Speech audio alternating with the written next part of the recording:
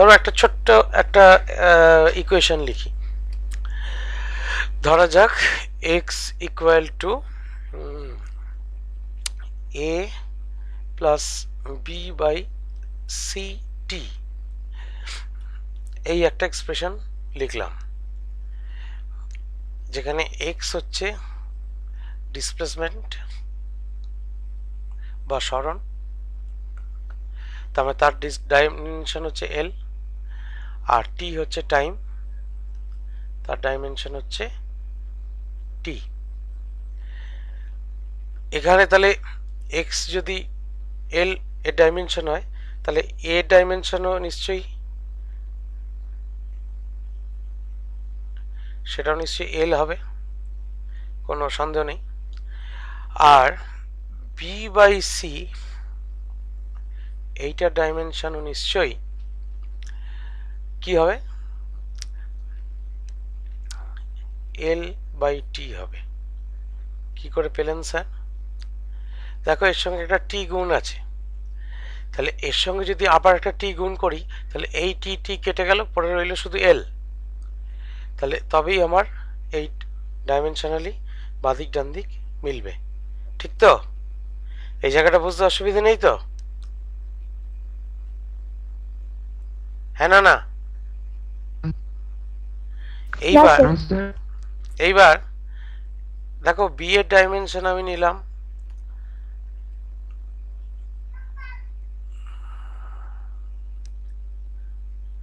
আমি নিলাম ধরো এল, আর সি এর ডাইমেনশন নিলাম টি, তাহলে সুন্দর এল বাই টি হয়ে গেল, অসুবিধা কিছু নেই। আবার এটার জন্যও দেখো অঙ্কটা উত্তর মিলে যাচ্ছে, এই যে বি বাই সি করলে এল বাই টি, আমায় বি বাই সিকে এল বাই টি করতে হবে। আমি এবার ডাইমেনশন অফ বি কে এল টি নিলাম, dimension of C T square নিলাম। এখনো দেখো এল টি বাই টি স্কোয়ার করলে সেখানেও কিন্তু টি টি কেটে গিয়ে এল বাই টি থাকছে, তাহলে তার জন্য কিন্তু উত্তর মিলে যাচ্ছে। তাহলে এইরকম আমি হাজার একটা কম্বিনেশন তৈরি করতে পারি, অসংখ্য কম্বিনেশন তৈরি করতে পারি, যার জন্য এই ইকুয়েশনটা ডাইমেনশনালি স্যাটিসফাইড হবে, ডাইমেনশনালি মিলে যাবে। সুতরাং এই রকম অনুপাত বা রেশিও হিসেবে যখন ডাইমেনশনগুলো থাকবে, তখন বা এই সরি রেশিও হিসেবে যখন কনস্ট্যান্টগুলো থাকবে, এই কনস্ট্যান্টগুলোর কি ডাইমেনশন সেটা এক্স্যাক্টলি বলা সম্ভব নয়, যেটা আগের দিনের অঙ্কে আমরা দেখতে পেয়েছিলাম। অনুপাত হিসেবে ছিল, অর্থাৎ নিউমারেটরেও ছিল, ডিনোমিনেটরেও ছিল, লবেও ছিল, হরেও ছিল। বেশ, আমরা আজকে নতুন যে জায়গাটা শিখবো বলে প্রথমেই বলে রাখলাম, সেটা হচ্ছে একটা ফর্মুলাকে ডিরাইভ করব ডাইমেনশনাল অ্যানালিসিসের সাহায্যে। ফর্মুলাটা ধরো আমার জানা নেই,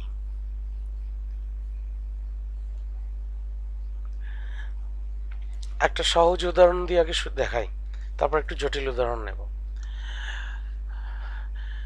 ধরো এক্স হচ্ছে ডিসপ্লেসমেন্ট,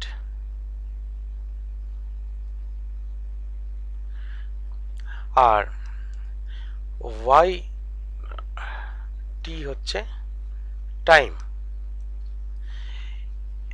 কোনো একটা পার্টিকেল যদি সমবেগে যায়, কনস্ট্যান্ট ভেলোসিটিতে যায়, এদের মধ্যে রিলেশন কি হয় না, তোমরা আশা করি মনে আছে, ভেলোসিটি হচ্ছে ডিসপ্লেসমেন্ট বাই টাইম।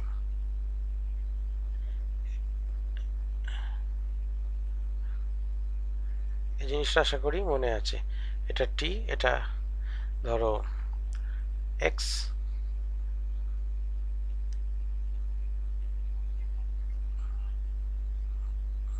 এই velocity V equal to X by T, এই রিলেশনটা আশা করি সকলে জানা আছে।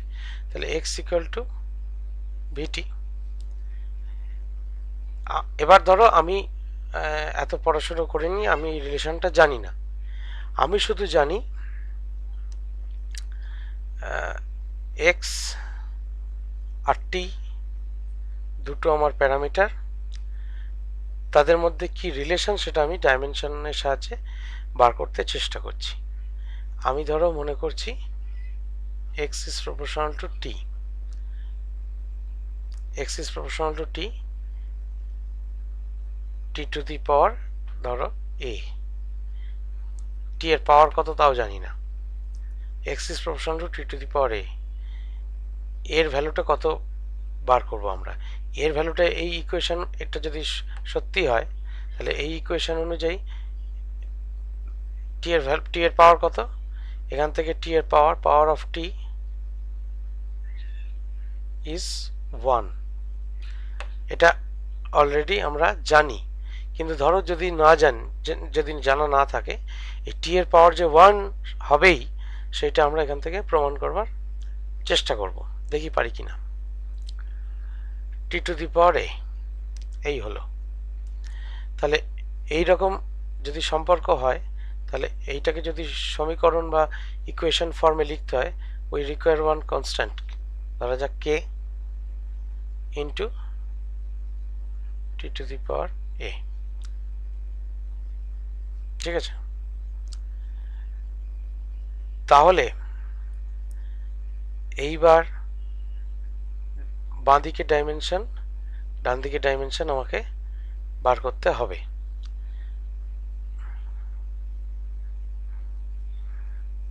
আচ্ছা, আর একটা কথা বলে দিই, আমরা এইখান থেকে টি টু দি পাওয়ার এর ভ্যালুটা বার করছি না, আমরা কে এর ডাইমেনশন কি হবে সেটা বার করব।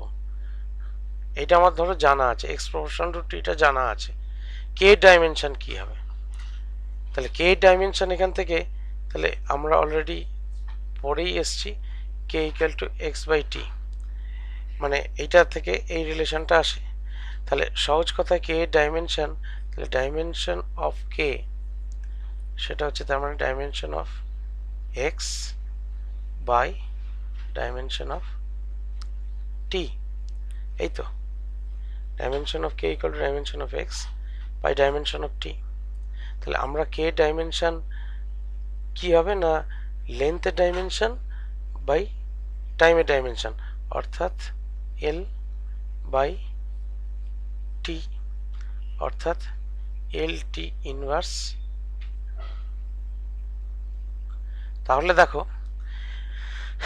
এটা আসলে কিসের ডাইমেনশন পেলাম না, এটা হচ্ছে ভেলোসিটি ডাইমেনশন।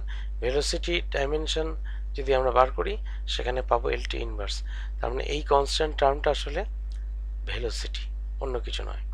তাহলে আমরা এখান থেকে কনস্ট্যান্ট টার্মটা কি হতে পারে, মানে সেই কনস্ট্যান্ট টার্মটা কোন ফিজিক্যাল কোয়ান্টিটি হতে পারে সেইটা বুঝতে পারছি, যে এখানে এই কনস্ট্যান্ট টার্মটা ভেলোসিটিকে ইন্ডিকেট করছে বা বেগকে ইন্ডিকেট করছে। তাহলে এটা কোথা থেকে জানলাম, ডাইমেনশনাল অ্যানালিসিস থেকে জানলাম।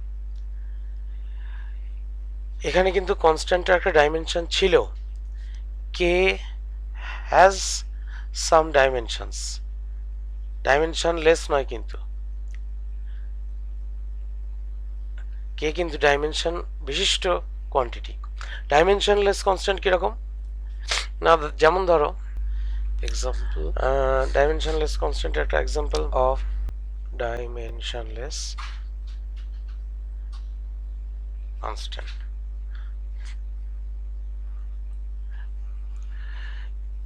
Area of A circle, formula কি,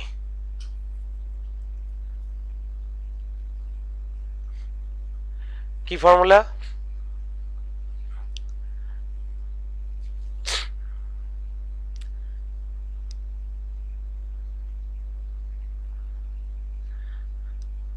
সার্কেলের এরিয়ার ফর্মুলা কি, স্যার পাই আর স্কয়ার। এত সময় লাগাচ্ছ কেন?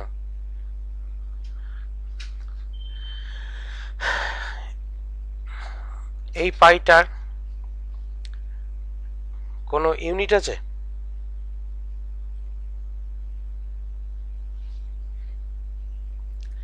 আছে কি? Sir approx unit, approx unit বলতে মানে আমরা যেটা ধরে নিই, কি ধরে নি? 22/7. সেটা তো ভ্যালু, ইউনিট আছে কি 22/7 মিটার না স্যার, বা 22/7 সেকেন্ড আছে কি? না স্যার। তাহলে ইউনিটলেস মানে ডাইমেনশনলেস তো বটেই। পাই এসছে কোথা থেকে? পাই টার্মটা এসছে সারকামফারেন্স বাই ডায়ামিটার, এই দুটো রেশিওকে পাই বলে, তাই তো?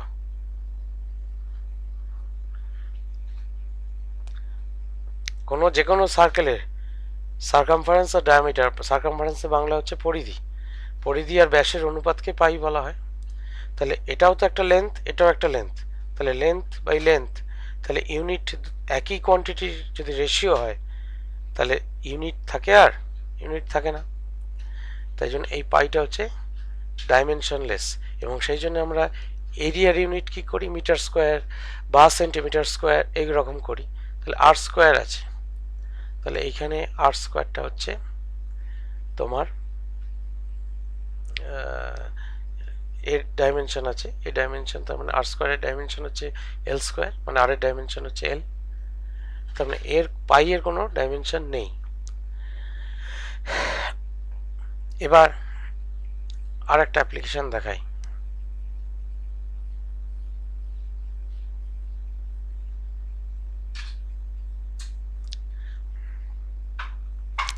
সেটা হচ্ছে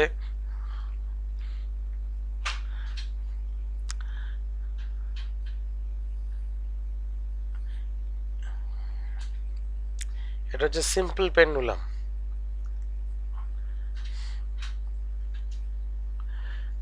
একটা সুতোর সাহায্যে পেন্ডুলামটা ঝোলানো আছে। এইবার পেন্ডুলামটাকে যদি অল্প দুলিয়ে দেওয়া হয় তাহলে এখানে গেল, আবার এদিকে থেকে এদিকে এলো,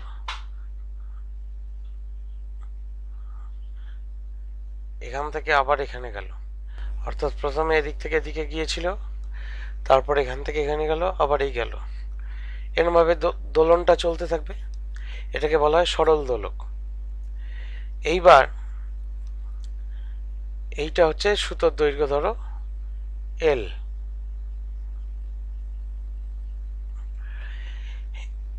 এইখান থেকে এইখানে গেল, গিয়ে আবার একদম এই প্রান্তে গেল, সেখান থেকে আবার মাঝখানে গেল, এইটা হচ্ছে একটা গোটা দোলন। সম্পূর্ণ দোলন হচ্ছে এইটা। এই সম্পূর্ণ দোলন কমপ্লিট করতে যে টাইমটা লাগে সেটাকে বলা হয় টাইম পিরিয়ড, বাংলায় বলা হয় পর্যায়কাল। পর্যায়কাল এটাকে জেনারেলি ক্যাপিটাল টি দিয়ে লেখা হয়। এটা একটা কিছুটা টাইম বোঝায়, তার মানে একটা গোটা এখান থেকে এইদিকে গেল, গিয়ে এখান থেকে আবার এখানে গেল, এই তারপরে আবার মাঝে ওই প্রান্তে, এইটা হচ্ছে টাইম পিরিয়ড বা পর্যায়কাল। এই পর্যায়কাল মানে কতটা সময় না, একটা সম্পূর্ণ দোলন কমপ্লিট করতে যতটা সময় লাগছে সেটাই হচ্ছে পর্যায়কাল। আর এলটাকে বলা হয় এফেক্টিভ লেন্থ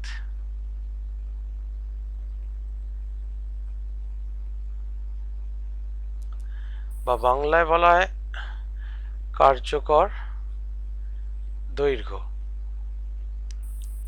ঠিক আছে, এইবার কি দাঁড়ালো শেষ অবধি? তার মানে আমি যদি এই কোয়ান্টিটিগুলোর মধ্যে রিলেশন তোমায় বলে দেওয়া হয় যে টি এল এবং জি এর উপর নির্ভরশীল, অর্থাৎ টি ইজ ডিপেন্ডেন্ট আপন এল অ্যান্ড জি। জিটা কি? জিটা হচ্ছে অ্যাক্সিলারেশন ডিউ টু গ্র্যাভিটি, সেটা অলরেডি তোমাদের জানা জিনিস। কোনো একটা বডিকে যদি ছেড়ে দেওয়া হয় তাহলে সেটা মাটিতে পড়বার সময় যে অ্যাক্সেলারেশন নিয়ে নামে, অর্থাৎ যে রেটে তার স্পিড বাড়তে থাকে সেটাই অ্যাক্সেলারেশন ডিউ টু গ্র্যাভিটি, এবং তার ভ্যালু 9.8 মিটার পার সেকেন্ড স্কোয়ারের মতো হয়। সি লেভেলে, এর উপর নির্ভরশীল, কিন্তু কিভাবে নির্ভরশীল জানি না। তাহলে আমি একটা ইকুয়েশন ধরে নেব, টি ইজ প্রপোর্শনাল টু, বা এক্সপ্রেশন ধরে নেব, T is proportional to L to the power A G to the power B ধরো, যেখানে এ আর বি হচ্ছে নাম্বারস বা powers of L and G. এইবার তাহলে T equal to some constant K L to the power A G to the power B, যেখানে K হচ্ছে আমি ধরে নিচ্ছি ডাইমেনশনাল বা ডাইমেনশনাল নয়, ডাইমেনশনলেস কনস্ট্যান্ট, এর কোনো ডাইমেনশন নেই। এবার তাহলে ডাইমেনশন অফ টি বাদিকে, সেটা কার সঙ্গে সমান হবে? Dimension of L to the power A into dimension of B G whole to the power B. T এর ডাইমেনশন তো টাইম, এটা নিয়ে কোনো দ্বিধা নেই। এল এর dimension capital L to the power A, G acceleration due to gravity, dimension of acceleration নিজেরা করে দেখবে, ডাইমেনশন অফ অ্যাক্সিলারেশন করলে হয় এল টি টু দি পাওয়ার -2, তাহলে অ্যাক্সিলারেশন ডিউ টু গ্র্যাভিটির ডাইমেনশনও তাই হবে। তাহলে L T to the power -2 whole to the power B. তাহলে এখানে যদি ব্র্যাকেট, এখানে গুণ আছে, এটা এখানে যদি ব্র্যাকেট তুলি তাহলে এল টু দি পাওয়ার বি, আর এখানে এল টু দি পাওয়ার এ, তাহলে হলো এখানে L to the power A plus B, দুটো পাওয়ার যোগ হয়ে গেল, আর T to the power -2 B, bracket তুললে এটা -2 ইন্টু বি হয়ে যাবে। এখানে বাঁদিকে এল আছে, এল নেই, আমি জোর করে এল একটা বসালাম, এল টু দি পাওয়ার এল নেই মানে এল টু দি পাওয়ার 0 আছে মনে মনে ভাবলাম, আর এটা টি টু দি পাওয়ার 1 ভাবলাম। এইবার আমার কাজ হচ্ছে বাঁ দিক এবং ডান দিকের পাওয়ারগুলোকে ইকুয়েট করা, অর্থাৎ এল এর পাওয়ারের সঙ্গে এদিকে এল এর পাওয়ার ইকুয়েট করব, সেটা একটা ইকুয়েশন তৈরি হবে, আর টি এর পাওয়ারের সঙ্গে টি এর পাওয়ার ইকুয়েট করব।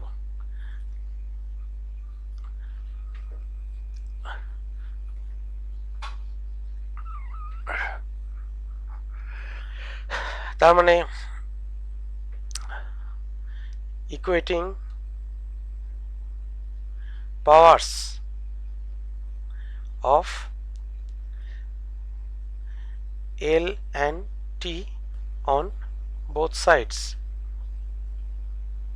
কি দাঁড়াচ্ছে, এ প্লাস বি ইকুয়াল টু 0, এটা একটা ইকুয়েশন। এই যে এল এর পাওয়ার এ প্লাস বি, এদিকে এল এর পাওয়ার 0, আর টি এর পাওয়ার এখানে -2b,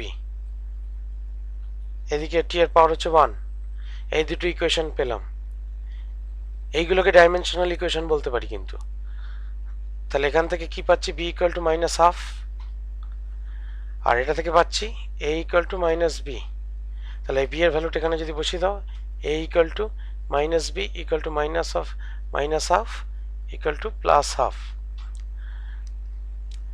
দিলে আলটিমেটলি কি পাওয়া গেল, যেটা পাওয়া গেল এই এক্সপ্রেশনটা পাওয়া গেল।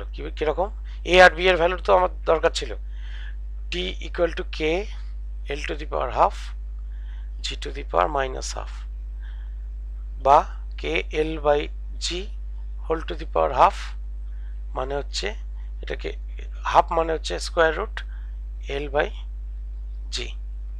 অর্থাৎ এদের মধ্যে রিলেশনটা যেটা পেলাম সেটা হচ্ছে T equal to K into root over L by G, এবং বাস্তবে যে এক্সপ্রেশনটা পরবর্তীকালে যদি এই নিয়ে আরও পড়াশোনা করো দেখতে পাবে এই এক্সপ্রেশনটা আসলে T equal to 2π root over L by G হয়, যেখানে 2π হচ্ছে ডাইমেনশনলেস।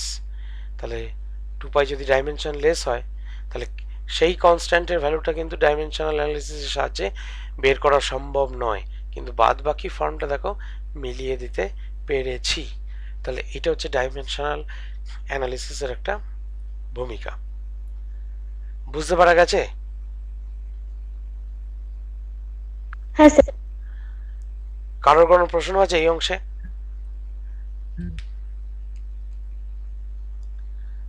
আছে? না স্যার। বেশ, আপাতত ক্লাস শেষ করছি।